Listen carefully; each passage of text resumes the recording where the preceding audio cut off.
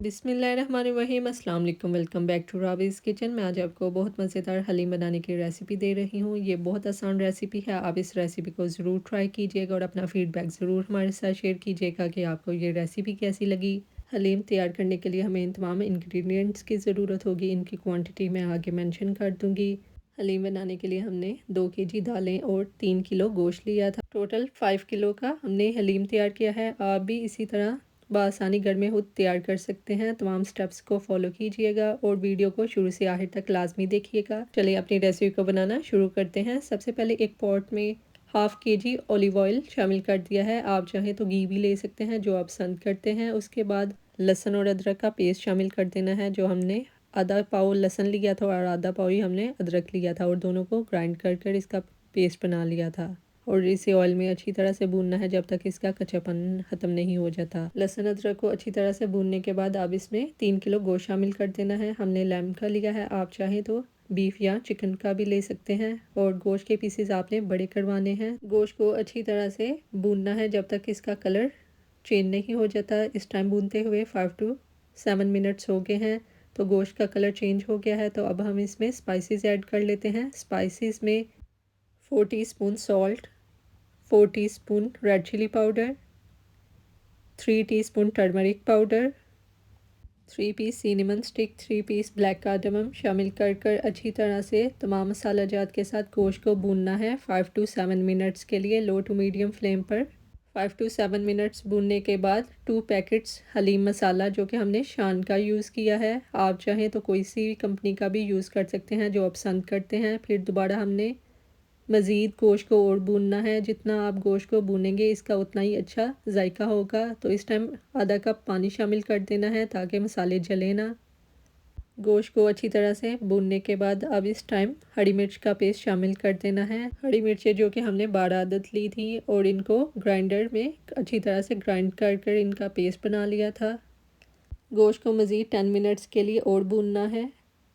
देखें गोश्त को भूनते हुए हमें 10 मिनट्स हो गए हैं। गोश्त को अच्छी तरह से भूनने के बाद अब इसमें 2 लीटर पानी शामिल कर देना है जो केटल में हमने पहले इसे बॉईल कर कर रख लिया था। जब पानी में बॉईल आ जाए तो इसे लिड के साथ कवर कर कर 2 आवर्स के लिए लो टू मीडियम फ्लेम पर कुक करना है। चलिए अब अपने सेकंड स्टेप की तरफ आ जाते हैं। हलीम बनाने के लिए हमने 4 किस्म की दालें ली हैं जिसमें 400 ग्राम चना, 400 ग्राम माश, 400 ग्राम मूंग और 400 ग्राम मसूर की दाल है और 400 ग्राम ही दलिया हमने लिया है। टोटल हमने 2 किलो दालें ली हैं और 4 लीटर पानी इसमें शामिल कर दिया है।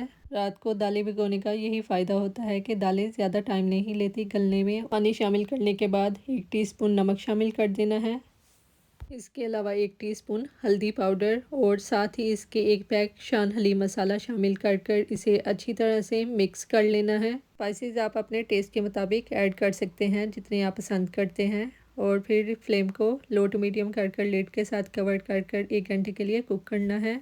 1 घंटा पकने के बाद दालों को हमने चेक किया तो अच्छी तरह से गल गई थी। तो इस टाइम हमने फ्लेम को ऑफ़ कर देना है। फ्लेम को ऑफ़ कर कर हैंड ब्लेंडर की मदद से ग्राइंड कर लेना है। हैंड ब्लेंडर की मदद से दालें बहुत अच्छी तरह से और जल्दी ग्राइंड हो जाती हैं। और दूसरी तरफ आप कौरमे को चेक कर लेते हैं। कौरमे को पकते हुए 2 घंटे हो गए हैं और देखें कितनी अच्छी तरह से गोश्त भी गल चुका है। और गोश्त को निकाल कर एक सेपरेट बाउल में रख लेना है। गोश्त को ग्रेवी से सेपरेट करने के बाद मैश कर लेना है और देखिए कितनी अच्छी तरह से इसके रेशे बन गए हैं। अब दालों में तमाम गोश्त को शामिल कर देना है।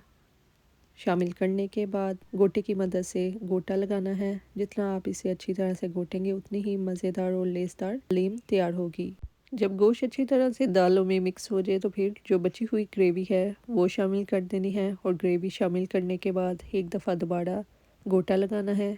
ग्रेवी को दालों में मिक्स करने के बाद अब इसमें 10 teaspoon dry coriander powder add कर देना है। इसके अलावा 3 teaspoon black pepper powder add कर देना है।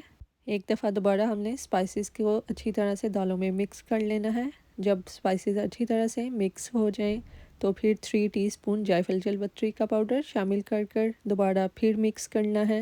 1.5 घंटा हो गया है दालों को घोटते हुए और कितनी अच्छी और रेशेदार हलीम बनकर रेडी है। तो इस टाइम फ्लेम को ऑफ कर देना है और लिड के साथ कवर कर देना है।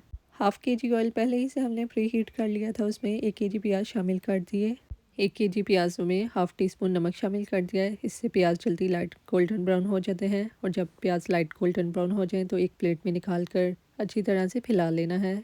प्याज जब थोड़ी देर पड़े रहेंगे तो इसे क्रिस्पी हो जाएंगे। और फिर इसके बाद 3 टीस्पून गरम मसाला पाउडर शामिल कर देना है। गरम मसाला पाउडर शामिल करने के बाद थोड़ी सी फ्राई की हुई प्याज शामिल कर देनी है और इसके अलावा थोड़ा सा अदरक और हरी मिर्चें शामिल करने के बाद तड़का लगा देना है।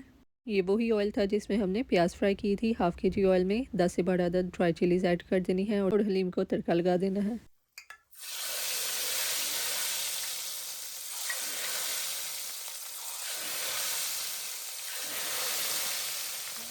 तड़का लगने के बाद देखिए हमारी कितनी मज़े की हलीम बनकर रेडी है। और अगर आपको ये हमारी रेसिपी अच्छी लगती है तो आप इसे ज़रूर ट्राई करें, अपने फैमिली और फ्रेंड के साथ शेयर करें। मुझे अपनी दुआ में याद रखें। मिलते हैं अपनी नेक्स्ट रेसिपी के साथ, तब तक के लिए अल्लाह हाफिज़।